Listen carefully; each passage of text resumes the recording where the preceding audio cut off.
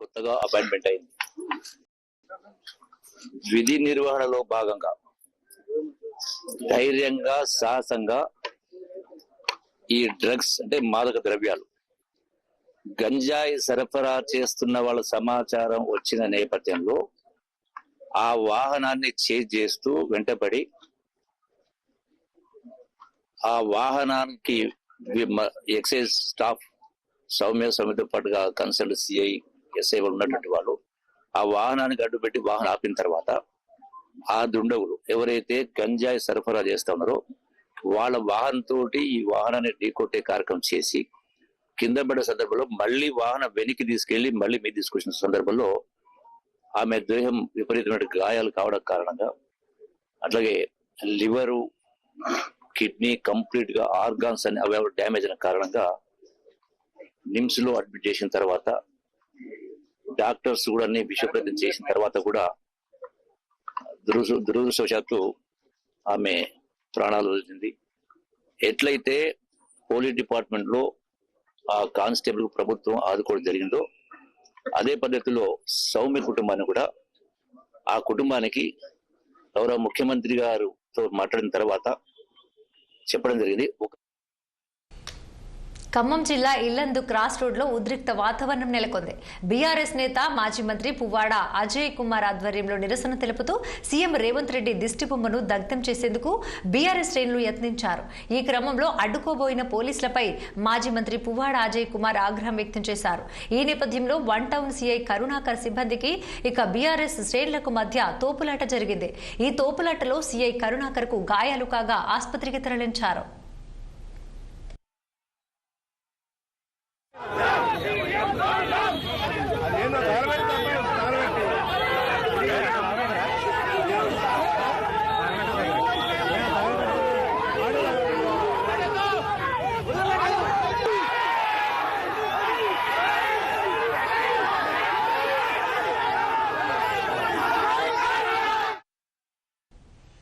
అసలే కష్టాల్లో ఉన్న ఆక్వా రైతులపై మరోసారి ఫీడ్ రేట్లు పెంచడం తగదని ఆక్వా రైతు సంఘం నాయకులు ఆవేదన వ్యక్తం చేశారు. పశ్చిమ గోదావరి జిల్లా పాలకొల్లులోని జై భారత్ క్షీర రామలింగేశ్వర ఆక్వా రైతు సంఘం అత్యవసర సమావేశం నిర్వహించింది. ఈ సందర్భంగా సంఘం అధ్యక్షులు గొట్టిముక్కల గాంధీ భగవాన్ రాజ్ మాట్లాడారు. ఇక ఫీడ్ కంపెనీలపై ప్రభుత్వ నియంత్రణ కరువైందన్నారు. కేంద్ర ప్రభుత్వం చొరవతో ఫీడ్ కంపెనీలను నియంత్రణ చేయాలని విజ్ఞప్తి చేశారు. రైతులకు నష్టం జరిగే విధంగా ఫీడ్ కంపెనీలు వ్యవహరిస్తే పోరాటానికి సిద్ధమవుతామని హెచ్చరించారు. ఈ కార్యక్రమంలో పాలకొల్లు, నర్సాపురం, ఆచంట నియోజకవర్గాలకు చెందిన ఆక్వా రైతు సంఘ నాయకులు పాల్గొన్నారు. ఏదైతే మరి ఫీడ్ రేట్లు పెరుగుతాయని చెప్పి మరి ఒక 2 రోజుల్లో కనుక అది అమలు పరుస్తారని చెప్పి బయట రైతులకు తెలియటం, రైతులు చాలా మంది ఫోన్ చేసి మరి రేట్లు ఇప్పుడు పెరగడం ఏంటి, గతంలో మనం 20 రూపాయలు కేజీకి తగ్గించమని ఆయాల రా మెటీరియల్స్ బాగా తగ్గిపోయినాయి అని అడిగితే కేవలం 4 రూపాయలు తగ్గించి కంట్రీ తురుపుచరిగా ఆ రోజు చేశారు. మళ్ళీ ఈరోజు కనీసం తగ్గించకుండా మళ్ళీ పెంచడం ఏంటని చెప్పేసి రైతులు విపరీతమైన ఆందోళనతో ఈరోజు మరి అడగడం జరిగింది. మేము కూడా గతంలో మరి ప్రభుత్వం వారిచే కానీ అనేక దఫాలుగా మీటింగులు పెట్టి అనేక రకాలుగా వారిని ప్రాధాయపడడం జరిగింది రేట్లు తగ్గించమని. కానీ ఆ కేజీకి 4 రూపాయలు తగ్గించారు తప్ప దాని తర్వాత 1 రూపాయి కూడా మరి కనీసం ఈ రైతు ఘోషను ఏ రోజుని ఆ ఫీడ్ ప్లాంట్లు పట్టించుకోలేదు. ఇటు ప్రభుత్వం చెప్పినా వారు ప్రభుత్వం మాటను కూడా పెరచమని పెట్టారు. మళ్ళీ ఈరోజు రా మెటీరియల్ పెరిగినాయి అని చెప్పి పెంచడానికి సిద్ధమవుతున్నారని తెలిసింది. ఒకవేళ ఇప్పుడున్న పరిస్థితుల్లో సరైన సీడ్ లేక కేవీ బులెటిన్ అప్డేట్స్ చూస్తూనే ఉండండి 6 టీవీ, సామాన్యుడి ఆరు ప్రాణం.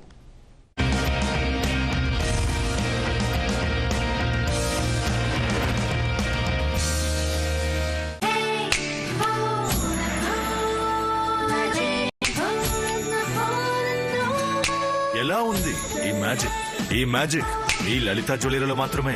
పాత నగలిచ్చి 5 to 11 months లో అదే బరువుకి కొత్త నగలు తీసుకోండి. ఎక్స్ట్రాగా 1 రూపాయి కూడా ఇవ్వకండి. Magic old gold exchange.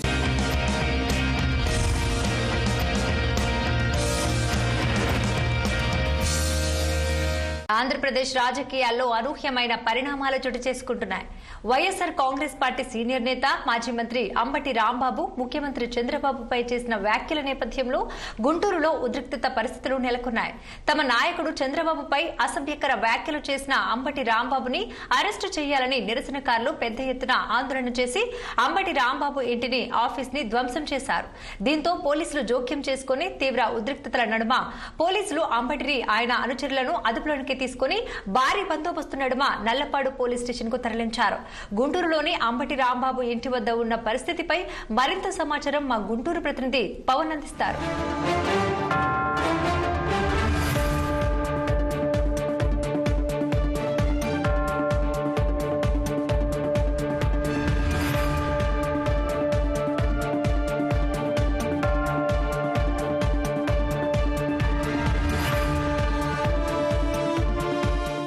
Rambabu ఇంటి వద్ద పూర్తి స్థాయిలో కూడా ఆగ్రహ జాలాలు వ్యక్తమవుతానే ఉన్నాయి. పెద్ద మొత్తంలో తెలుగు యువత అయితే మాత్రం అంబటి రాంబాబు ఇంటిని చుట్టుముట్టింది. అంబటి రాంబాబు బయటికి రావాలి, ఖచ్చితంగా తమ నాయకుడికి క్షమాపణ చెప్తేనే తమ ఇక్కడి నుంచి కూడా వెళ్తామంటూ పెద్ద మొత్తంలో కూడా తెలుగుదేశం పార్టీ సంబంధించిన నేతలు మొత్తం అయితే మాత్రం బీచ్ కూర్చున్నారు. ఒకగానొక దశలో పోలీసులు అంబటి రాంబాబు గేటు వద్ద ఉన్నప్పటికీ కూడా పోలీసులు సైతం నెట్టుకొని లోపలికి వెళ్ళేటువంటి ప్రయత్నం అయితే మాత్రం టీడీపీ నేతలు చేస్తున్నటువంటి పరిస్థితి అయితే మాత్రం కనిపిస్తా ఉంది. ఇప్పటికే దాదాపుగా వేల మంది కూడా అంబటి రాంబాబు నివాసాన్ని అయితే మాత్రం చుట్టుముట్టినటువంటి పరిస్థితి కనిపిస్తా ఉంది.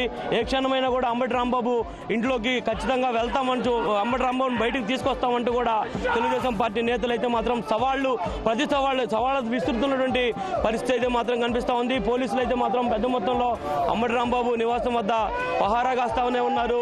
దాదాపుగా వేల మంది తెలుగుదేశం పార్టీ సంబంధించినటువంటి నేతలంతా కూడా కార్యకర్తలు అయితే మాత్రం వచ్చారు. ప్రస్తుతం అంబటి రాంబాబు అయితే ఇంట్లోనే ఉన్నటువంటి నేపథ్యంలో కూడా ఖచ్చితంగా అంబటి రాంబాబు బయటకు వచ్చేంత వరకు కూడా తాము ఇక్కడే ఉంటామంటూ వారైతే మాత్రం నిరసన తెలుపుతున్నటువంటి పరిస్థితి అయితే మాత్రం కనిపిస్తూ ఉంది. తెలుగు యువతతో పాటు తెలుగుదేశం పార్టీ సంబంధించిన కార్యకర్తలు మొత్తం కూడా ఇక్కడ చేరుకున్నారు. ఇప్పటికే అంబటి రాంబాబు నివాసం మొత్తం కూడా ధ్వంసం చేసినటువంటి పరిస్థితి అయితే మాత్రం కనిపిస్తూ ఉంది. ఏదైతే ఈరోజు ఉదయం ఏదైతే అంబటి రాంబాబు చేసినటువంటి వ్యాఖ్యలని ఖచ్చితంగా 24 గంటల్లో క్షమాపణ చెప్పాలని చెప్పి కోరినప్పటికీ కూడా మరోవైపు తెలుగుదేశం పార్టీలో ఉన్నటువంటి కీలక నేతలు మొత్తం అయితే మాత్రం ఈ విషయాన్ని జీర్ణించుకోలేకపోయారు.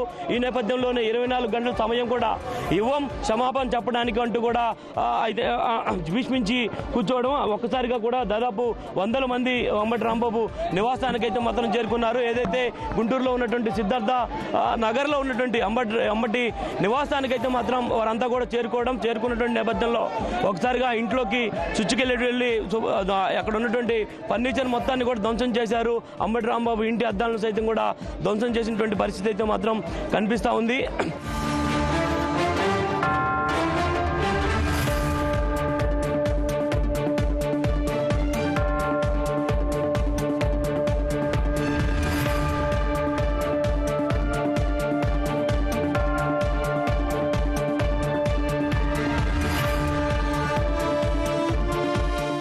జరుగుతుంది డిమాండ్ చేస్తున్నారు.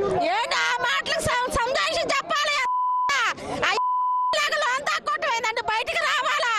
ఆడవాళ్ళని చాలు, మహిళలు మేము ఉన్నాం, రమ్మనండి, బయటకు రమ్మనండి. వాడి సంగతి ఏందో మేము తలుస్తాం, తేల్చుకుంటే ఏమున్నాం. ఈ గంటలో పోయేది కాదు ఈ విషయం. మీ నాయకుడు ఏమన్నారు? మా నాయకుడు బూతులు మాట్లాడినాడు. అన్నందుకు తాక్కోట కదా, మగవాళ్ళే బయటకు రావాలా? ఆడవాళ్ళ మీద వచ్చినట్టుగా మాట్లాడితే మా సీఎం గారిని అంటే మేము ఊరుకుంటాం. మాకు దేవుడు, మా దేవుడు ఆయన.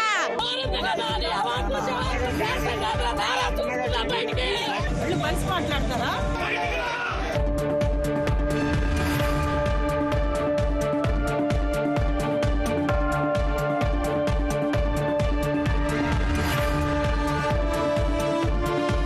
అతను ప్రతిపక్షం వచ్చినప్పటి నుండి రోజు ఏదో రకంగా మాట్లాడాలని చెప్పి ఒక ప్రెస్ మీట్లో ఒక పనికిమాల ఈ అంబటి రాంబాబు ఎటువంటి సంబంధం లేకుండా మా నాయకుడు చంద్రబాబు నాయుడు గారిని, మా నాయకుడు నారా లోకేష్ బాబు గారిని, మా నాయకుడు డిప్యూటీ సీఎం పవన్ కళ్యాణ్ గారిని, వీరి ముగ్గురిపై ఏదో ఒక రకంగా ఆరోపణలు చేస్తే అంబటి రాంబాబు ఈ రోజు నువ్వు మగవాళ్ళ నువ్వు మాట్లాడే ఉదయం నువ్వు ఎందుకు ఈరోజు సాయంత్రం కనపడలేదు ఇక్కడ?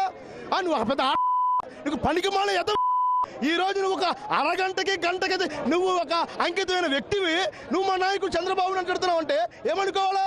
నిన్ను నడి రోడ్డు మీద ఊరేగించాలని చెప్పి అప్పుడే మేమందరూ శాంతిస్తాం. అంతేగాని మీరు చేసే కొంతమంది మీరు ఒక అరెస్ట్ చేస్తా అంటున్నారు, అరెస్ట్ చేస్తారు. మీరు ఏంటి మా కార్యకర్తలు చెప్పేది మీరు న్యాయం, మా నాయకుడు చెప్పేది ఏంటి? ఈరోజు అంబటి రాంబాబు మా నాయకుడికి క్షమాపణ చెప్పాల్సిందే.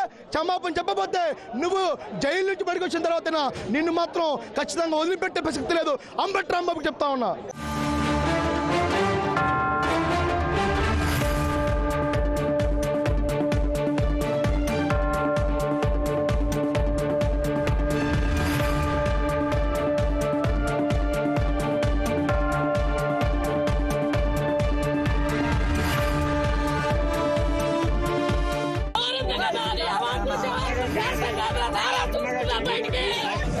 మాట్లాడతారా?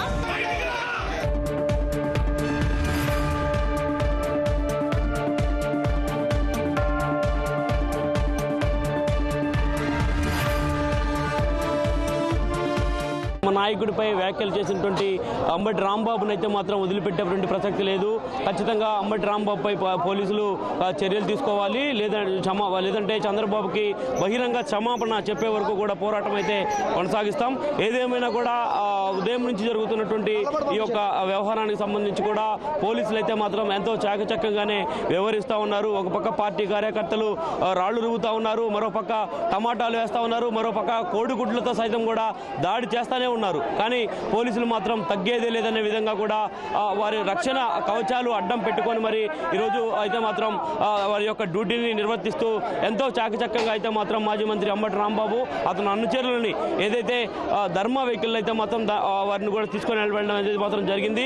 మొత్తానికి ఇప్పటి వరకు కొనసాగినటువంటి ఉద్రిక్తత మరింతగా కూడా కొనసాగే విధంగా ఇప్పటికే తెలుగు యువత అయితే మాత్రం అంబటి రాంబాబు నివాసం మధ్య అయితే కొంత హడావుడి చేస్తానే ఉంది. ఖచ్చితంగా అంబటి రాంబాబు ఆఫీస్ పైకి వెళ్తామని చెప్తా ఉంది. ప్రస్తుతం మనకి పరిస్థితి ఏదైతే చంద్రబాబుపై చేసినటువంటి వ్యాఖ్యల నేపథ్యంలో కూడా తెలుగు యువత అయితే మాత్రం తీవ్ర స్థాయిలో మండిపడతా ఉంది. ఖచ్చితంగా కూడా పోలీసులు అయితే కేసు నమోదు చేయమని చెప్పి డిమాండ్ చేస్తా ఉన్నారు. ప్రస్తుతం దాదాపుగా మధ్యాహ్నం 3 గంటల దగ్గర నుంచి ఇప్పటి వరకు అయితే మాత్రం దాదాపు 12 గంటలు అవుతా ఉంది. ఇప్పటి వరకు కూడా అయితే మాత్రం పెద్ద మొత్తంలో తెలుగుదేశం పార్టీ యువత అయితే మాత్రం అంబటి రాంబాబు నివాసం ఇప్పటికే ధ్వంసం చేసింది. ఆ కార్యాలయాన్ని కూడా ఇప్పటికే ధ్వంసం చేసినటువంటి నేపథ్యంలో కూడా లోపలికి వెళ్ళి ఇంకా లోపల కొంతమంది వైకాపాలో ఉన్నటువంటి నేతలు ఉన్నారు.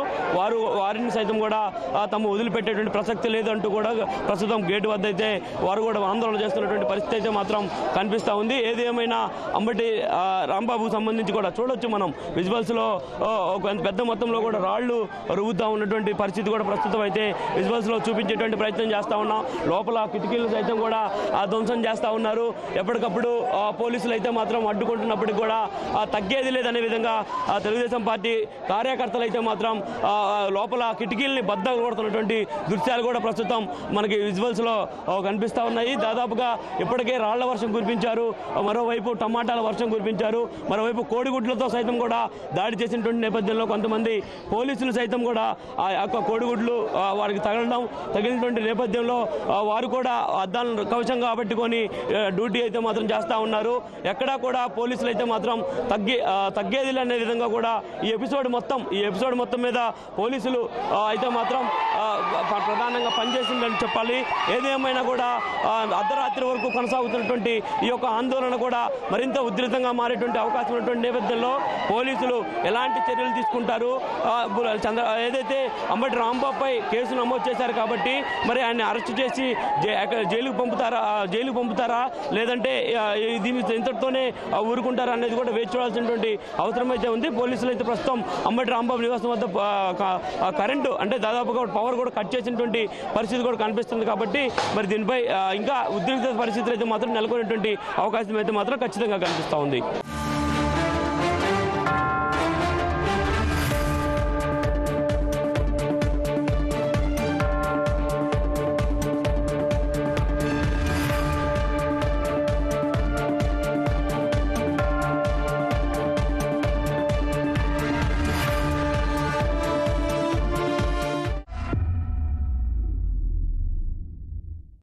సమాజంలో పెచ్చురిల్లుతున్న నేరాలు, భయంగుప్పెట్లో మౌనంగా బాధితులు, న్యాయం కోసం ఎదురు చూస్తున్న అనేక ప్రశ్నలు. నేరంపై పోరాటం, న్యాయంపై అవగాహన కల్పించేందుకు సంబంధిత ప్రముఖులు, అధికారుల సలహాల మేరకు వాస్తవాల విశ్లేషణతో మీ రక్షణే మా ధ్యేయంగా త్వరలో మీ ముందుకు. 6 TV law and order with RK. మీ భద్రత మా బాధ్యత.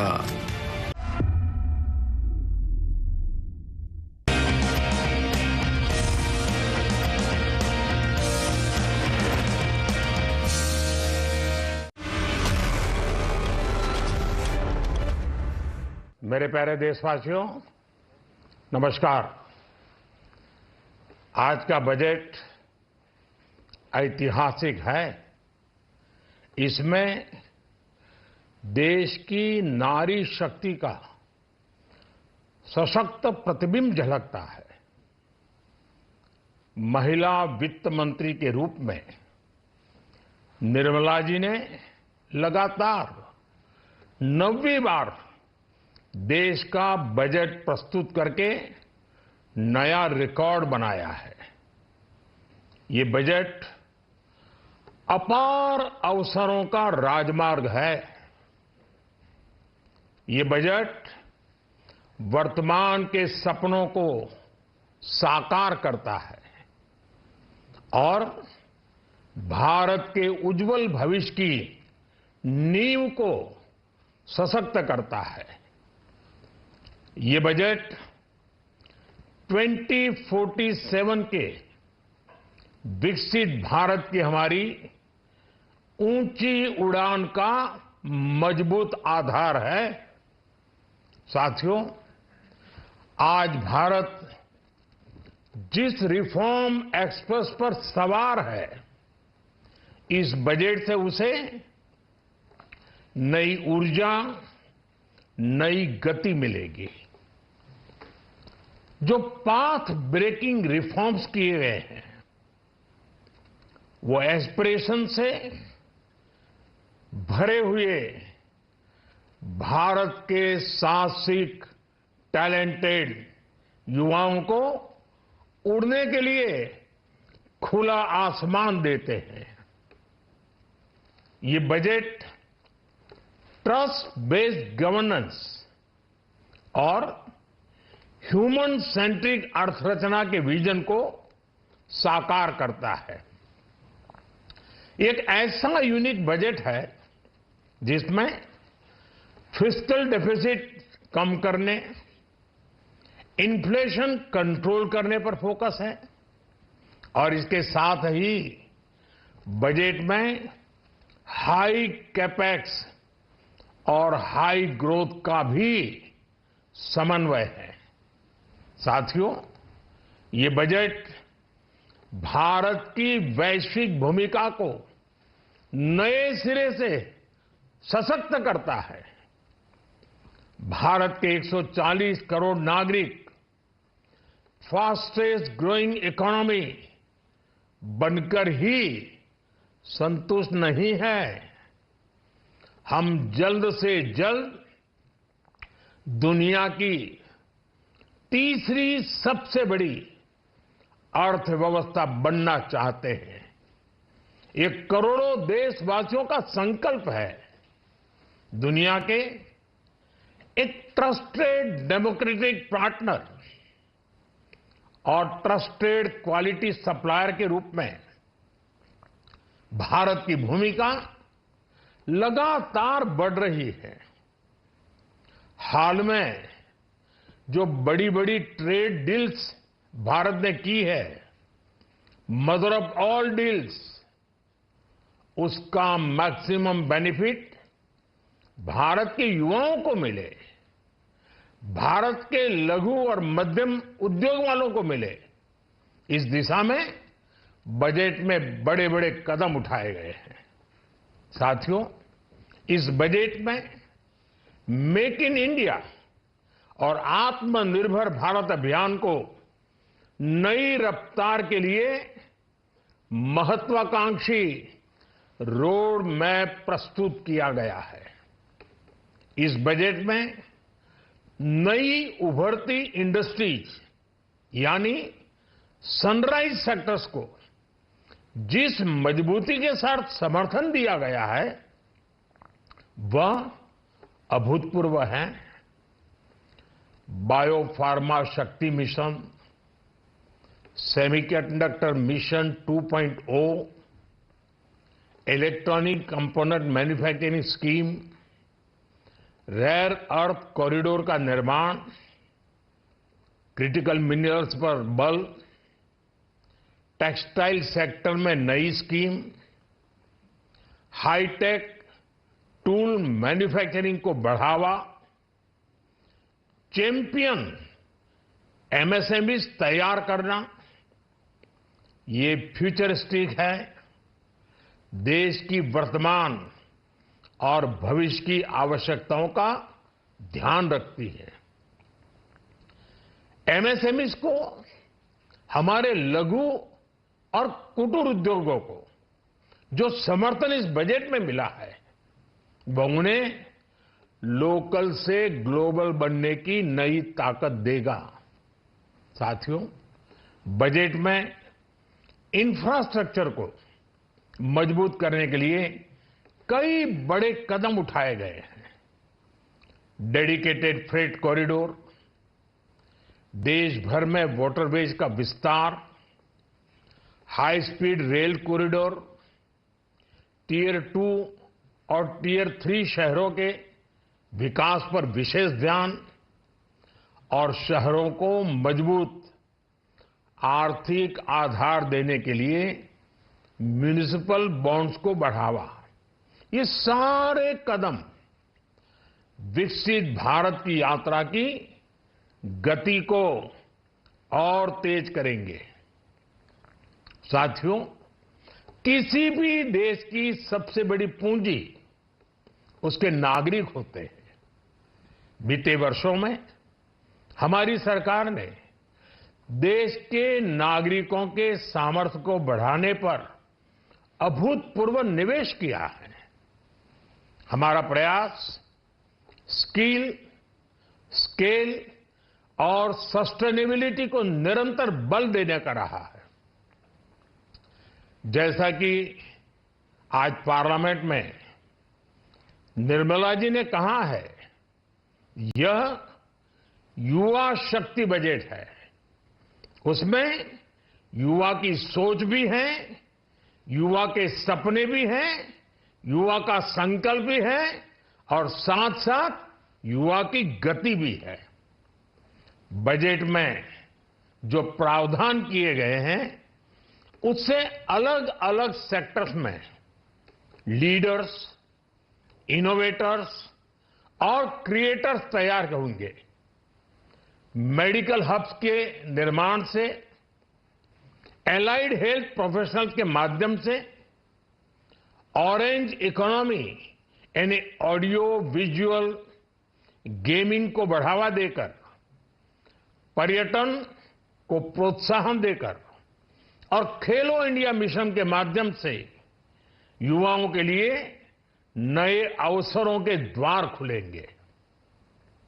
भारत को दुनिया का डेटा सेंटर हब बनाने के लिए टैक्स में बड़ी छूट की घोषणा भी की गई है। मैं भारत के युवाओं को विशेष तौर पर इस बजट की बहुत बहुत बधाई देता हूं, क्योंकि इससे एम्प्लॉयमेंट जनरेशन को बड़ा बूस्ट मिलेगा।